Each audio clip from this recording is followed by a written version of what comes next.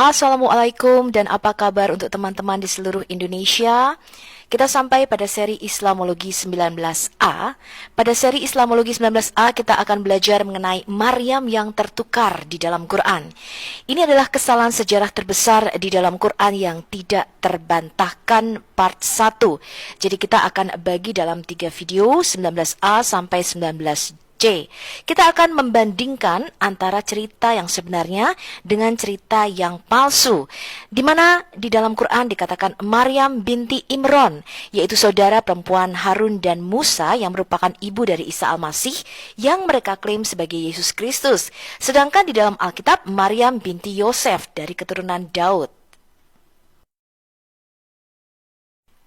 Ketika kita bicara mengenai apa yang harus kita imani, kita tidak boleh main-main teman-teman. Apalagi kita bicara mengenai kehidupan setelah kematian, yaitu hidup yang kekal bersama dengan Tuhan Yesus atau masuk ke dalam neraka, di dalam kematian dan terpisah selama-lamanya daripada Tuhan. Maka dalam video kali ini, saya akan mengajak Anda untuk bisa membandingkan dan untuk bisa mengenali mana yang asli dan mana yang palsu. Anda lihat di gambar ini ada 2 tas yang sangat mirip teman-teman.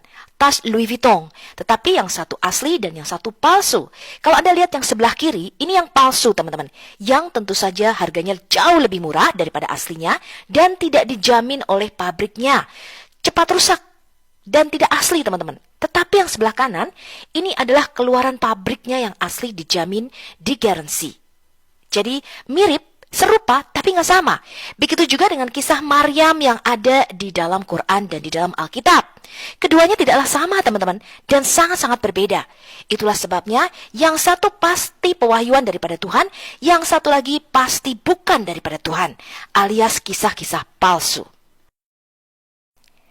Tahukah Anda bahwa di dalam Quran satu-satunya nama wanita yang disebut adalah Maryam ibu Isa Al-Masih atau yang mereka kenal sebagai Yesus Kristus? Tidak ada nama wanita lain teman-teman. Termasuk Aminah ibunya Muhammad tidak dikenali di dalam Quran. Jadi Maryam ini mempunyai kedudukan yang sangat tinggi di mata Islam dan di dalam Quran. Sekarang kita mau melihat gelar-gelar Maryam di dalam Islam. Mereka menyebutnya Al-Qanitah, yaitu wanita yang berserah diri kepada Tuhan. Al-Sajidah, wanita yang bersujud kepada Tuhan. Al-Raki'ah, wanita yang bersujud kepada Tuhan. Al-Sa'imah, wanita yang berpuasa. Al-Tahirah, yang disucikan. Al-Siddiqoh, yang benar. Al-Mustafiyah, yang terpilih. Maryam, ibu Isa, atau yang mereka sebut dengan Maria, ibu Yesus Kristus, adalah satu-satunya nama perempuan yang disebut di dalam Quran. Mengenai Maryam adalah satu-satunya nama yang disebutkan di dalam Quran. Anda bisa membacanya dalam berbagai sumber kitab Islam. Ini adalah tafsir Al-Qurtubi mengenai surah 4 ayat 171 halaman 52. Anda juga bisa membacanya di dalam Al-Bidayah wa Nihayah Ibn Katsir, volume 3, halaman 123. Juga Anda bisa membacanya di dalam hadis riwayat Al-Bukhari pada pembahasan tentang para nabi, Ad-Darimi pada pembahasan tentang sikap lemah lembut, dan hadis Ahmad di dalam Al-Musnad, volume 1, halaman 23. Semuanya menyebutkan hal yang sama teman-teman.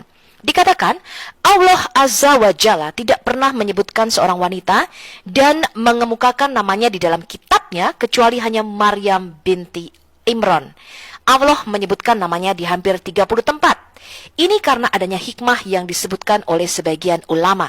Jadi Maryam binti Imran yang mereka sebut sebagai ibu daripada Isa Al-Masih yang merujuk kepada Yesus Kristus adalah satu-satunya nama perempuan yang disebutkan di dalam Quran. Sekarang kita mau melihat dulu siapakah Maryam binti Imran menurut Quran. Apakah ini tokoh Maryam yang sama yang mereka rujuk sebagai ibu daripada Yesus Kristus Tuhan kita? Sekarang kita baca dulu Quran surah 66 At-Tahrim ayat ke-12. Dikatakan, dan ingatlah Maryam binti Imran yang memelihara kehormatannya. Maka kami tiupkan ke dalam rahimnya sebagian dari roh kami. Dan dia membenarkan kalimat Robnya dan kitab-kitabnya. Dan dia adalah termasuk orang-orang yang taat. Walaupun ada beberapa kesalahan di dalam ayat ini, tetapi saya hanya akan menyoroti kalimat Maryam binti Imran.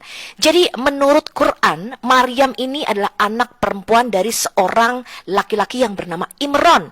Dia punya ayah bernama Imran. Sekarang kita baca Quran surah 19, surah Maryam ayat 27-30. Dikatakan, maka Maryam membawa anak itu kepada kaumnya dengan menggendongnya. Kaumnya berkata, hai Maryam, sesungguhnya kamu telah melakukan sesuatu yang amat mungkar. Hai saudara perempuan Harun, ayahmu sekali-kali bukanlah seorang yang jahat dan ibumu sekali-kali bukanlah seorang pezina. Jadi di dalam Quran surah Maryam dikatakan Maryam ini adalah saudara perempuan Harun, teman-teman. Anda sudah melihat keanehan bukan di dalam ayat ini? Nah, Maryam yang sama ini menunjuk kepada anaknya Isa, teman-teman. Jadi Maryam ini adalah ibu daripada Isa yang mereka sebut Al-Masih. Maryam adalah ibu daripada Yesus Kristus menurut Quran dan Islam, saudara perempuan Harun, dan anak daripada Imron, teman-teman. Sekarang kita mau melihat, dikatakan di sini, maka Maryam menunjuk kepada anaknya Isa. Ini masih bayi, teman-teman, masih nenen. Ya, dan mereka berkata, bagaimana kami akan berbicara dengan anak kecil yang masih di dalam ayunan? Berkatalah Isa yang masih nenen ini, dia melepaskan mulutnya dari isapan payudara Maryam dan berkata, sesungguhnya aku ini hamba Allah. Dia memberiku Alkitab dalam kurung Injil, dan dia menjadikan aku seorang nabi. Nah, saya tidak akan membahas mengenai keanehan cerita Isa yang berbicara pada waktu dia masih kecil, tapi kita akan berbicara mengenai Maryam yang dirujuk sebagai saudara perempuan Harun di dalam Quran surah Maryam ayat 27-30, teman-teman. Oke, kita lihat cepat saja bahwa di dalam semua surah di dalam Quran, Maryam ini selalu disebut sebagai ibu daripada Isa Al-Masih. Contohnya di surah 2 ayat 87. Dikatakan Isa putra Maryam, teman-teman. Ya, Anda lihat di sini, Isa putra Maryam. Jadi jelas Maryam yang merupakan saudara perempuan Harun dan anak daripada Imron, ini merupakan ibu daripada Yesus Kristus.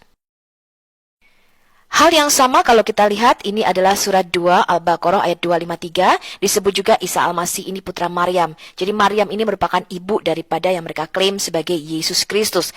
Ada banyak ayat-ayat yang menyatakan hal ini, saya hanya akan menunjukkan beberapa saja.